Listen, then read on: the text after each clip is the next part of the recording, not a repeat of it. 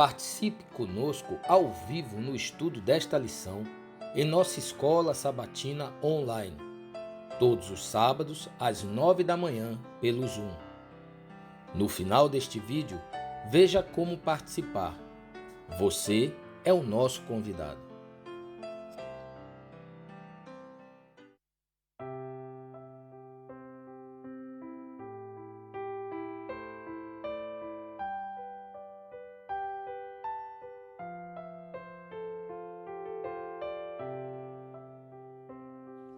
Caros irmãos, estamos aqui para mais uma lição da Escola Sabatina. Hoje nós vamos falar de um santuário na terra. Irmão Mateus vai ler o verso áureo para nós. Verso áureo, então, é o texto de Êxodo 29:45, que declara: E habitarei no meio dos filhos de Israel, e lhes serei o seu Deus. Então, ao decorrer desta lição, vamos aprender melhor como que Deus se manifestava para o povo de Israel. Vamos aqui para a primeira pergunta. Que ordem deu o Senhor a Moisés, estando ainda no monte? Patriarcas e Profetas 343 traz um resumo dessa história bíblica. Foi comunicada a Moisés, enquanto se achava no monte com Deus, esta ordem: E me farão um santuário e habitarei no meio deles. E foram dadas instruções completas para a construção do tabernáculo. Em virtude de sua apostasia, os israelitas ficaram despojados da bênção da presença divina e por algum tempo impossibilitaram a construção de um santuário para Deus entre eles. Mas depois de novamente haverem sido recebidos no favor do céu, o grande líder procedeu à execução da ordem divina.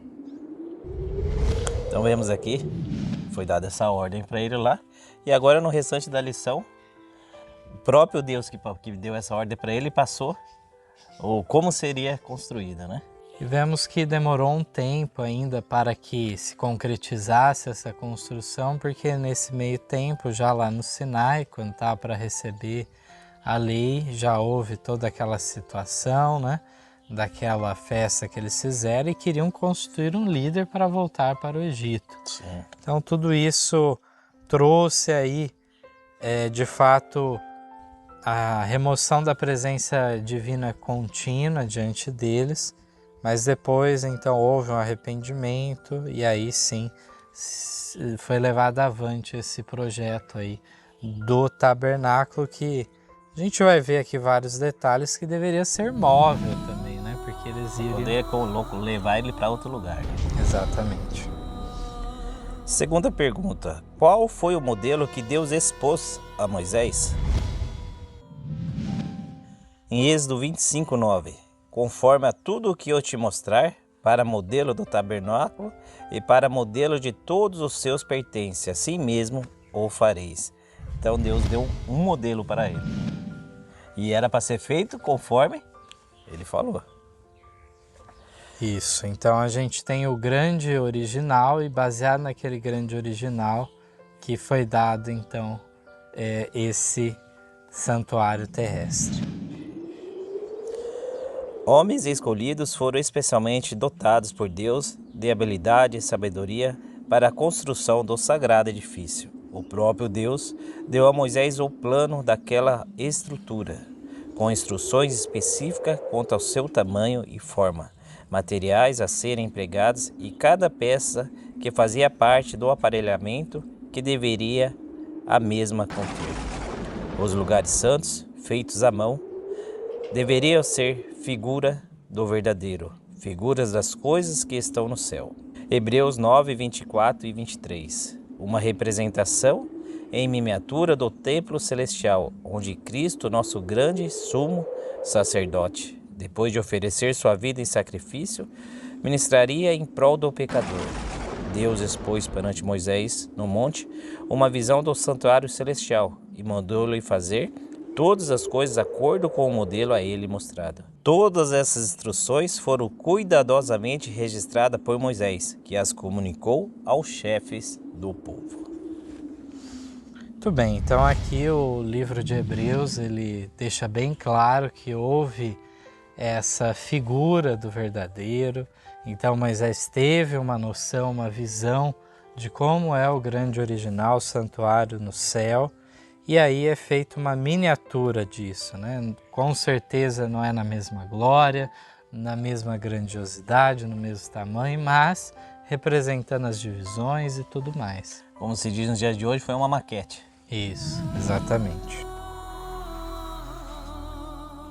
Terceira pergunta nos diz assim: o que foi necessário para a preparação do santuário e seus apetrechos?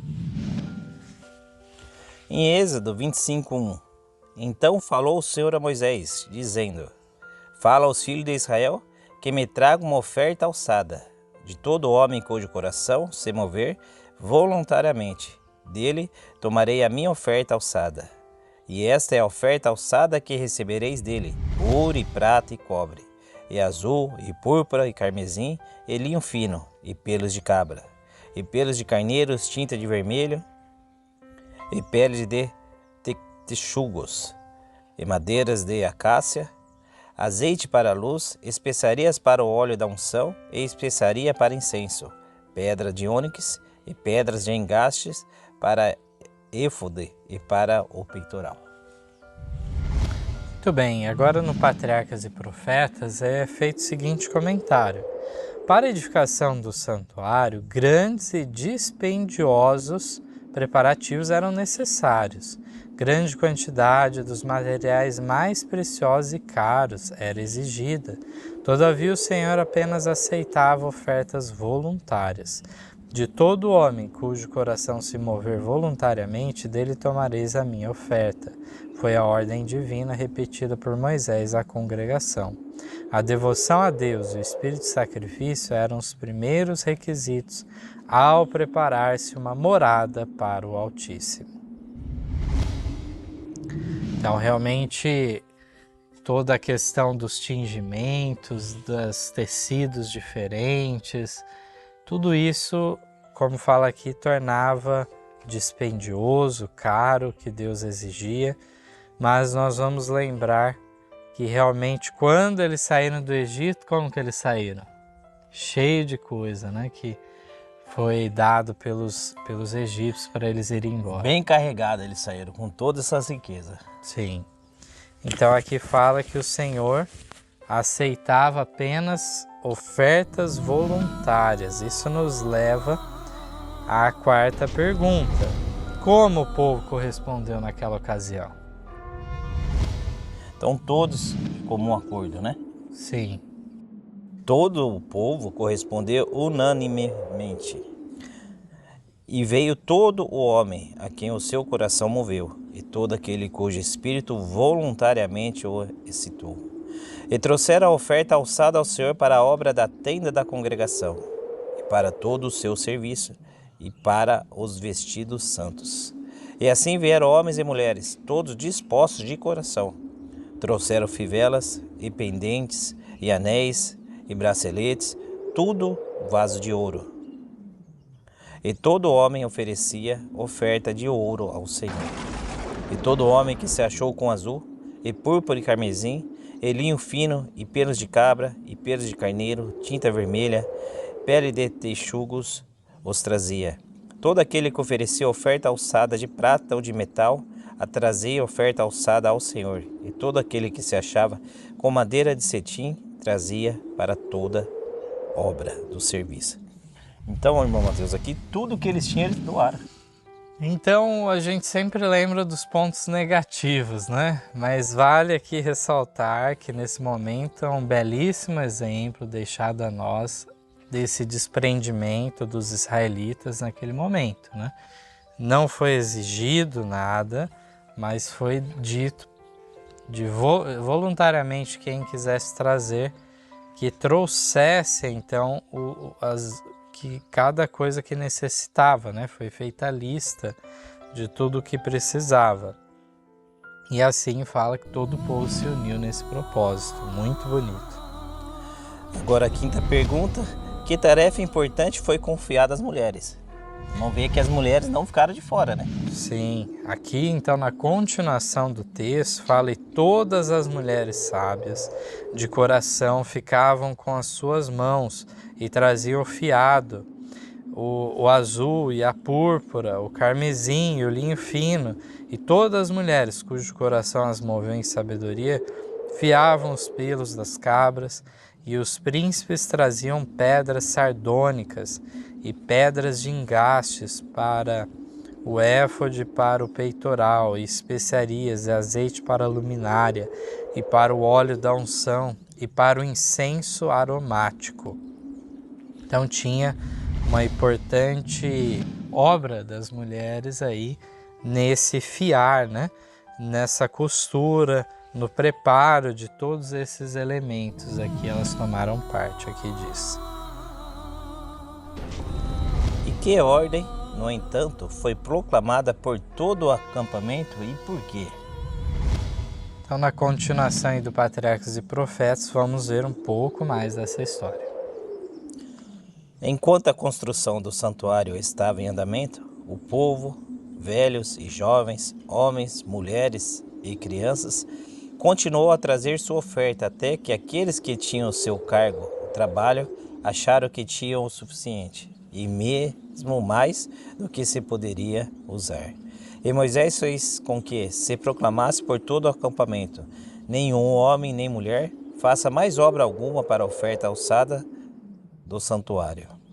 Assim o povo foi proibido de trazer mais. As murmurações dos israelitas e as visitações dos juízes de Deus por causa de seus pecados estão registradas como advertência às gerações posteriores. E sua devoção, zelo e liberalidade são um exemplo digno de imitação. Todos que amam o culto a Deus e prezam as bênçãos de sua santa presença manifestarão o mesmo espírito de sacrifício ao preparar-se uma casa onde ele possa encontrar-se com eles. Desejarão trazer ao Senhor uma oferta do melhor que possuem. Uma casa construída para Deus não deve ser deixada em dívida, pois desta maneira ele é desonrado. Uma porção suficiente para realizar o trabalho deve ser dada livremente, a fim de que os operários digam, como fizeram os construtores do tabernáculo: não traga mais ofertas. Que bonito, né? Uma hora chegar, chega. E o povo naquela ansiedade de tentar. Acho que quanto mais rápido, mais bonita. Essa era a esperança deles, né? Chegou um momento que Moisés pediu que chega. O irmão conhece algum momento da história da igreja que foi pedido para parar as doações? Não. Eu não conheço.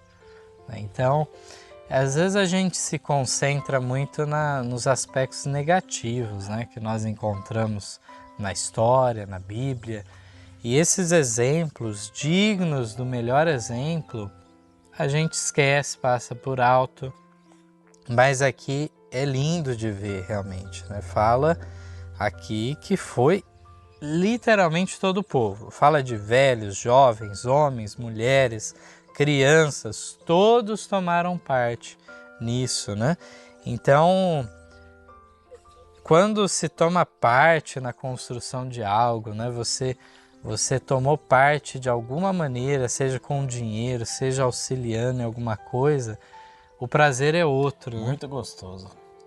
Então aqui fala que realmente essa ordem veio, falou, não, proibido, foi proibido de trazer mais, aqui diz, porque realmente é mais do que o suficiente para essa obra ser feita com o melhor que eles tinham, né? Tinham pedras preciosas, ouro, prata, uma série de bronze, então tudo isso tinha, né?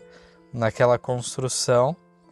E aqui diz que realmente esse é um exemplo de sacrifício, né?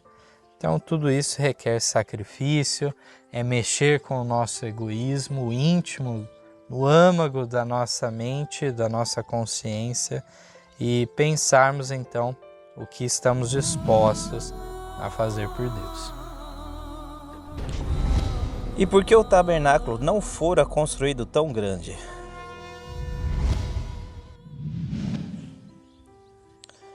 Quando, pois, as nuvens se levantavam de sobre o tabernáculo, então os filhos de Israel caminhavam em todas as suas jornadas. Patriarcas e Profetas 347 diz que o tabernáculo foi construído de tal maneira que podia ser todo desmontado e levado com os israelitas em todas as suas jornadas. Era, portanto, pequeno, não tendo mais de 20 metros de comprimento e 6 de largura e altura. Contudo, era uma estrutura magnificente. Então, se for ver, não chega a ser algo muito grande, realmente. Aqui falou 20 metros de comprimento e 6 de largura e altura, mas era feito do melhor os materiais, né? Era uma obra muito bonita. E um detalhe que vale destacar aqui, que Deus não esperou que eles entrassem em Canaã para erigir esse santuário. Qual será que era o propósito de Deus, né, com eles? Deus sabia que eles tinham passado séculos lá no Egito, tinham se afastado da verdadeira religião e agora era um processo de restauração. E tudo isso tinha que ser feito para que eles fossem aptos a viver em Canaã. Então Deus, desde o início, buscou dirigir eles para o melhor, em várias áreas, em vários aspectos. E agora, no começo então disso tudo, Deus já procurou fazer esse tabernáculo móvel para que eles já aprendessem do plano da redenção. Sim. Esse que era o propósito de Deus. Oitava pergunta. Que madeira foi empregada para edificação e aparelhamento? Por quê?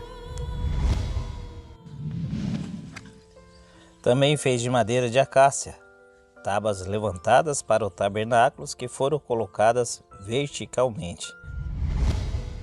Aqui vemos aqui que foi uma madeira de muito valor, acho que duraria muito mais, né? Espécie da melhor qualidade. Primeira qualidade, exatamente. A madeira empregada para edificação e seu aparelhamento era a acácia, menos sujeita a arruinar-se do que qualquer outra que se podia obter no Sinai. As paredes consistiam em tábuas verticais colocadas em encaixes de prata e mantidas firmemente por colunas e barra que os ligavam, e todas estavam cobertas de ouro, dando ao edifício a aparência do ouro maciço. Aqui fala os encaixes já era de prata, né? E depois também tinha as colunas cobertas de ouro. Irmão Mateus, será que tinha as ferramentas especiais hoje, como hoje todos têm, uma serra, alguma coisa assim? Eu acredito que lá seria tudo manualmente, hein? Então realmente teve todo um trabalho, né? Mas com certeza que nós sabemos do relato bíblico que Deus abençoou aqueles esforços, concedeu sabedoria, talento para efetuar essa obra, né? Inclusive, é dito que lá na época de Salomão, depois, quando ele vai erigir o templo, os descendentes desses homens que tinham construído esse tabernáculo do deserto, eles tinham os mesmos talentos.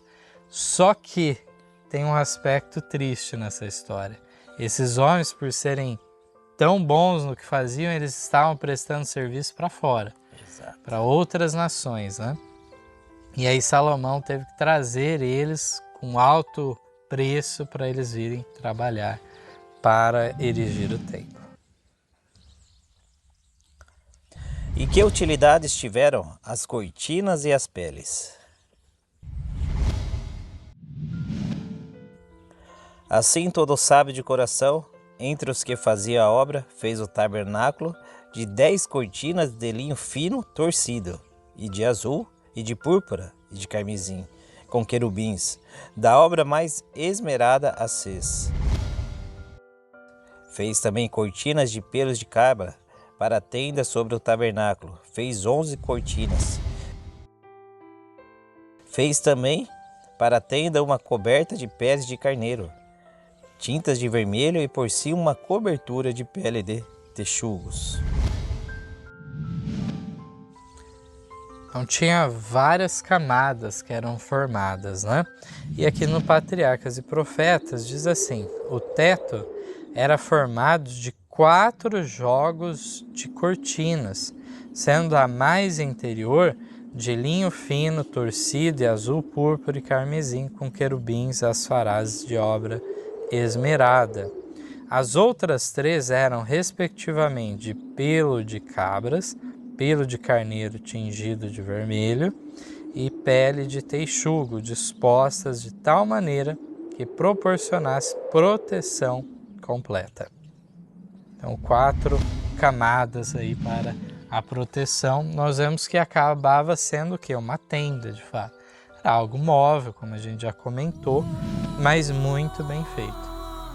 Agora, então, na 10ª e última pergunta, diz assim: em quantos compartimentos era dividido o santuário?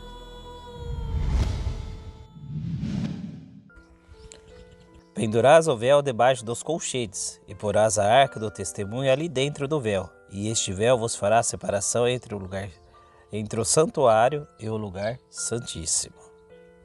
Então, muito importante essa questão, que são 2 compartimentos que tem o santuário, sem dizer o pátio ainda que havia, que era cercado de cortinas.